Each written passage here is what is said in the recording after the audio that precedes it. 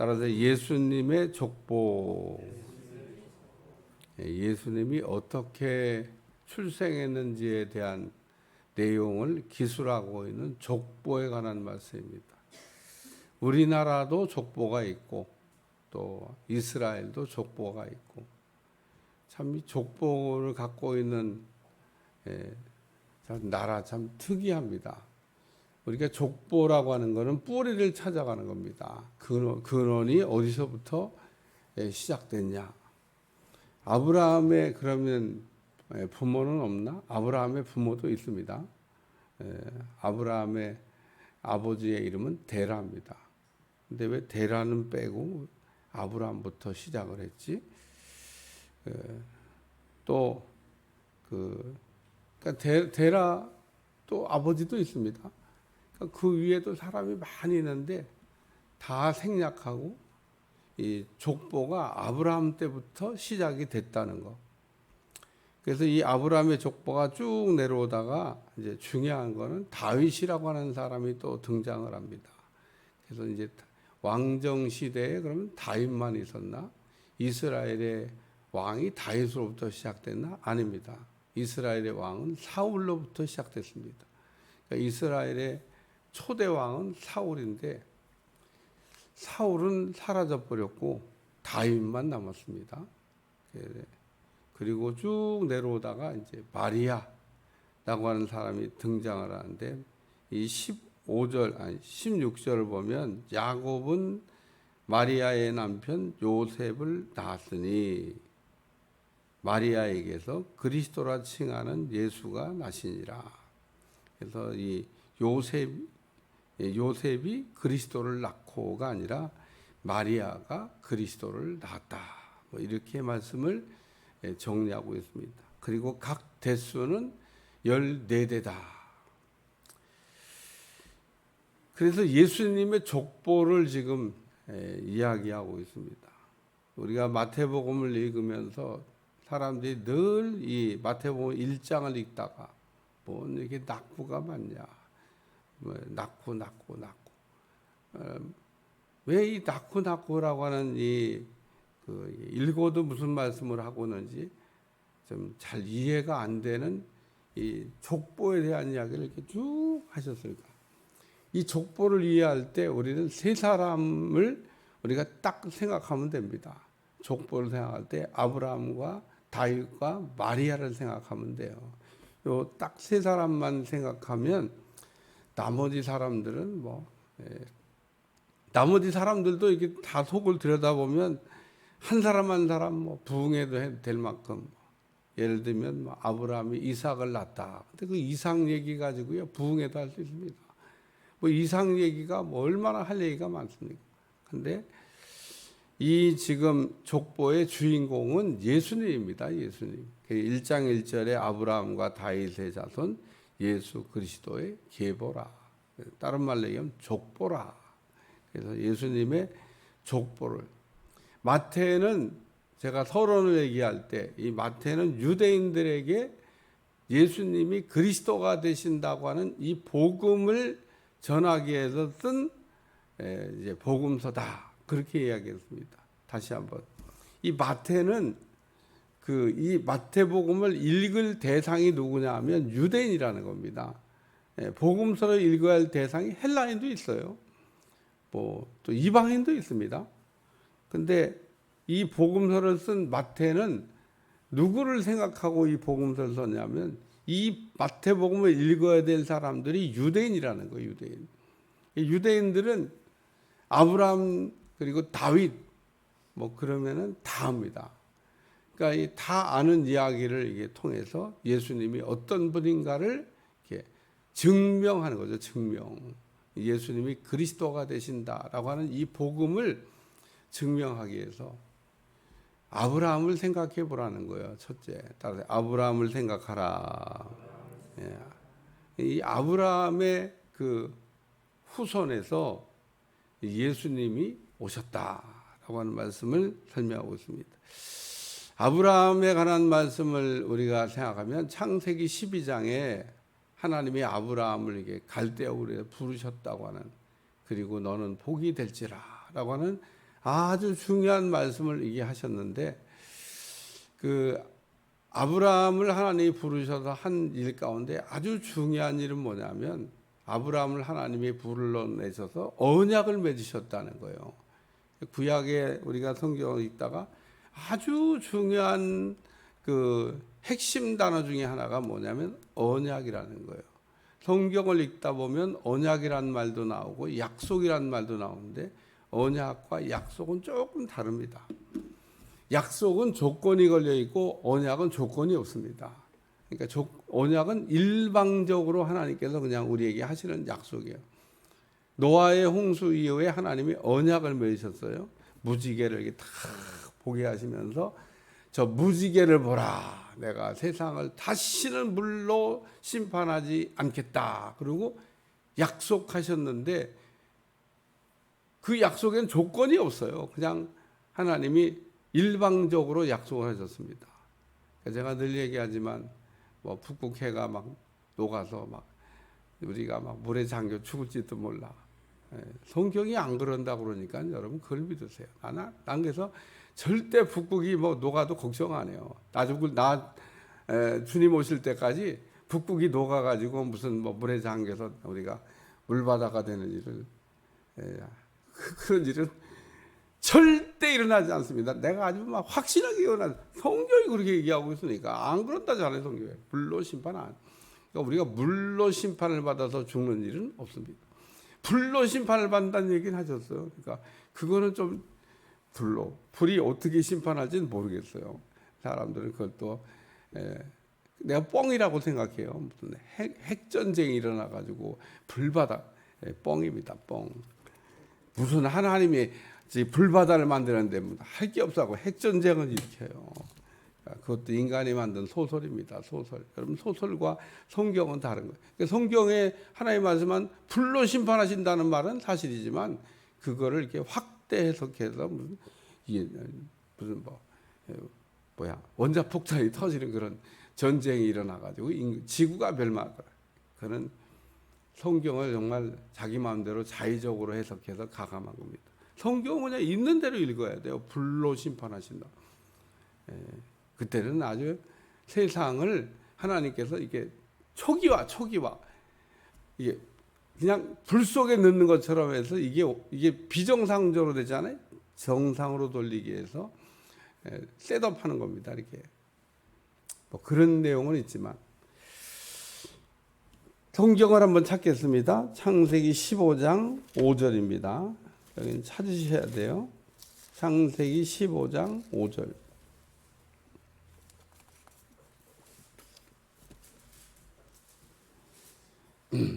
창세기 15장 5절 1절 한번 읽고 5절 한번 읽습니다. 1절 한번 시작. 이후에 여호와의 말씀이 환상 중에 아브라함에 임하여 이르시되, 아브라함아 두려워하지 말라. 나는 내 방패요 너의 지극한 상급이니라.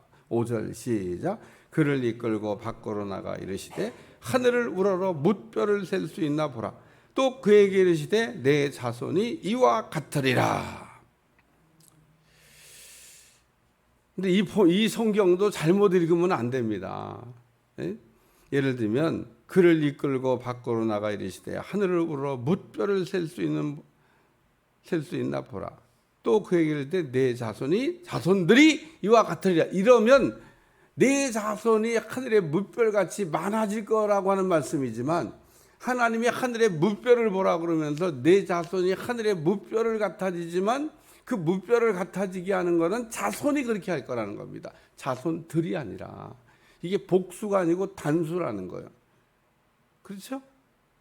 그러니까 여러분, 하나님이 아브라함에게 언약을 하셨어요. 하늘의 별을 보라고. 이게 막 셀 수가 없죠. 야, 하나님 이렇게 자손들을 많이 주시겠구나. 약속하신 겁니다. 그러니까 아브라함을 통해서 믿음의 씨들이 막 하늘의 별과 같이 생길 거라는 거예요. 근데 하늘의 별같이 믿음의 씨들이 생기는데, 그 믿음의 씨들을 생기게 하는 그분이 아브라함에게서 나오는 자손 가운데 그렇게 된다는 겁니다. 그래서 예수님의 족보를 얘기하면서 아브라함에게서 예수님이 나왔다는 얘기를 하고 있는 거예요. 성경 한 군데 더 찾습니다. 갈라디아 3장 16절. 바울이 이 얘기를 뭐라고 쓰고 있는지를 보시면 돼요. 갈라디아 3장 16절.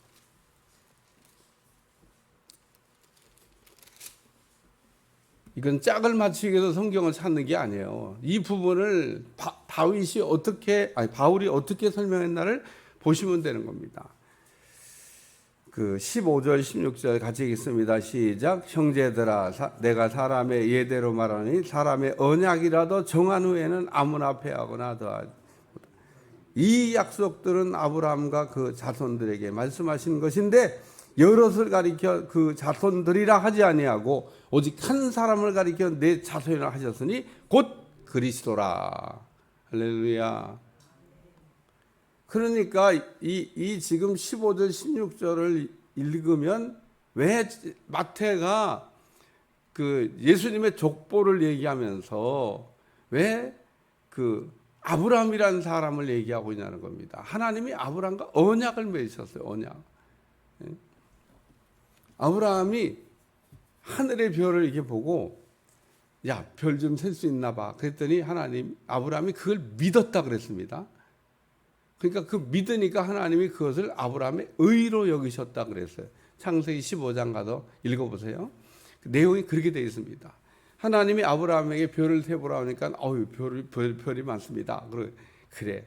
근데 아브라함이 그 하늘의 별같이 자손을 많게 할 거란 그거를 믿었다 그래. 믿었다고. 하나님이 하신 말씀을 듣고 믿었다 그랬습니다. 믿으니까 하나님께서 의로 여기셨다는 거예요. 그러니까 아브라함이 어떻게 의인이 됐냐? 믿음으로 의인이 됐다는 거예요.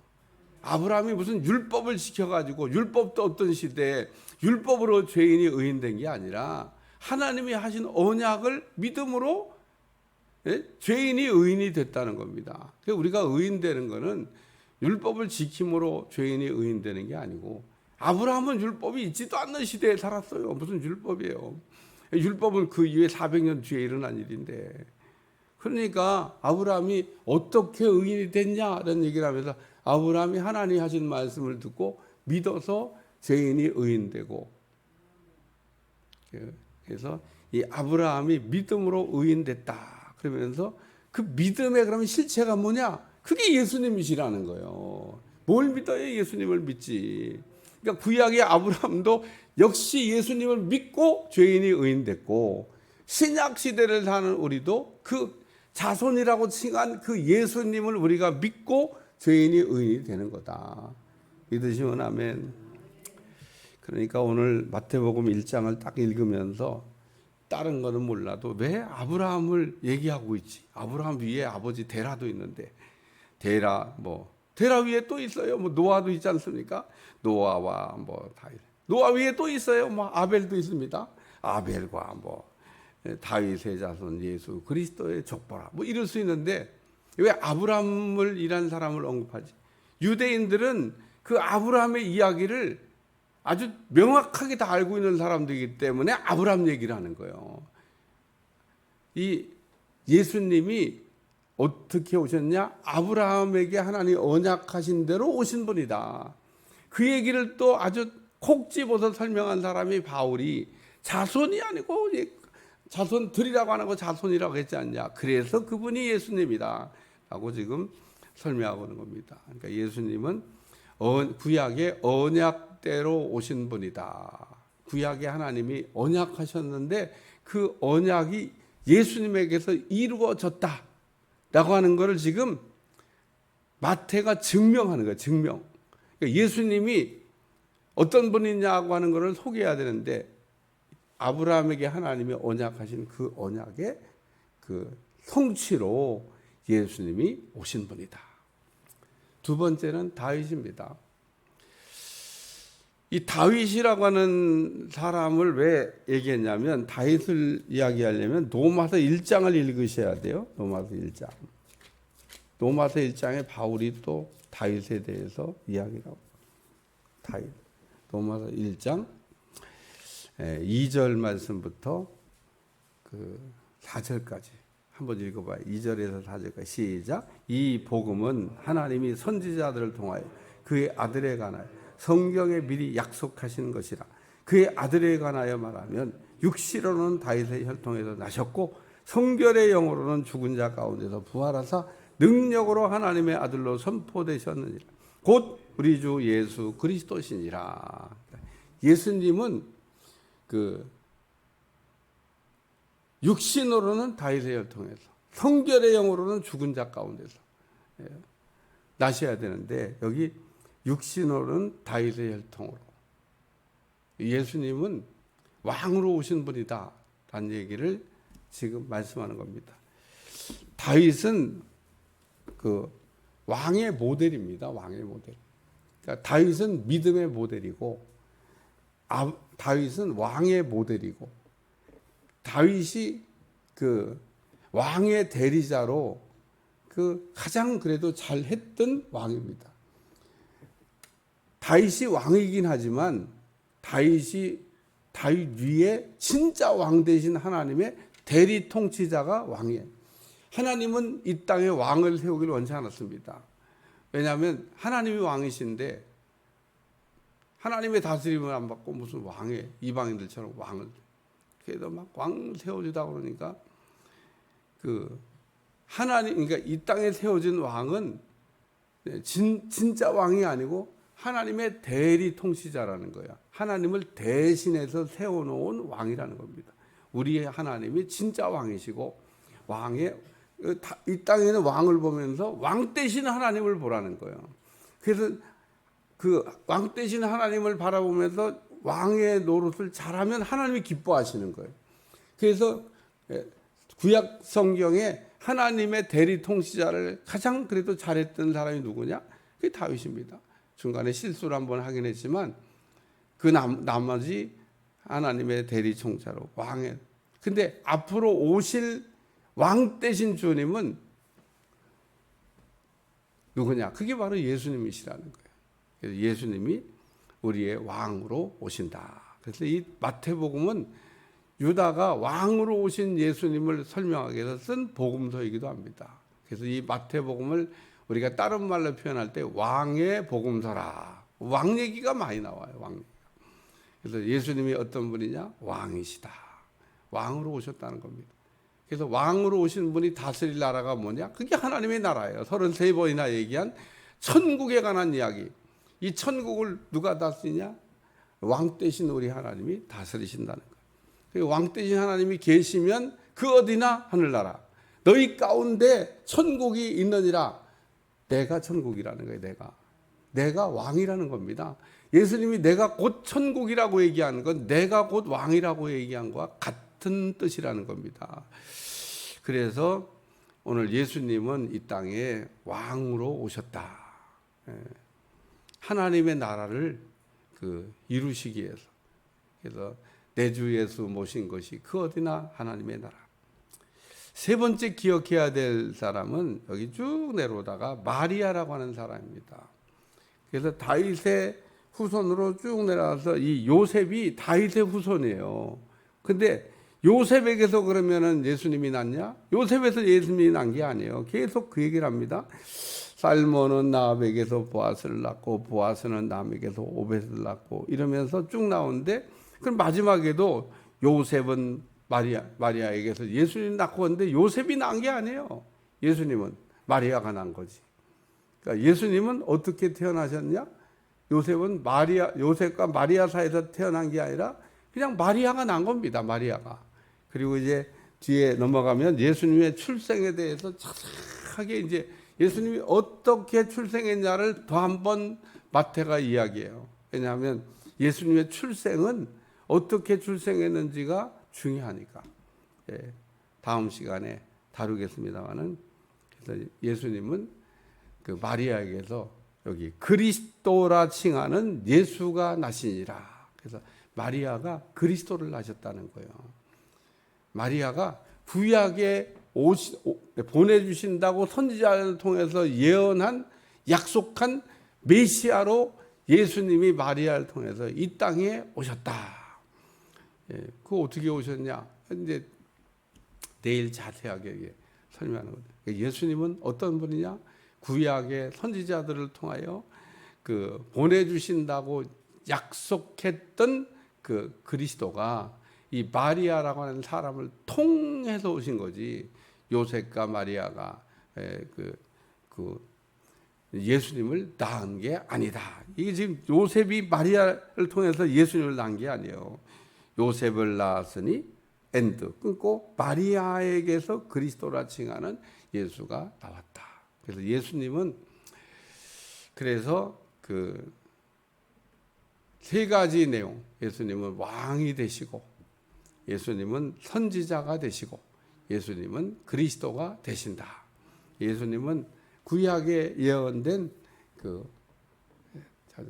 보내주신다고 약속한 그리스도로 우리 가운데 오셨다고 하는 것을 아주 자세하게 이렇게 썼는데, 그냥 이거는 어떤 사람들의 족보, 누가 누구를 낳고를 설명하려고 하는 게 아니라 예수님이 어떤 분이냐고 하는 것을 증명하기 위해서 예수님은 아브라함에게서 언약한 대로 오신 분이고, 예수님은 다윗의 혈통에서 나신 분이고, 예수님은 마리아에게서 출생하신 분이다. 처녀 마리아가 예수님을 그리스도를 낳았다. 처녀 마리아를 통해서 예수님이 이 땅에 오셨다는 얘기를, 저는 구약의 예언의 성취로 예수님이 이렇게 오셨다고 하는 내용을 설명하고 있는 내용입니다.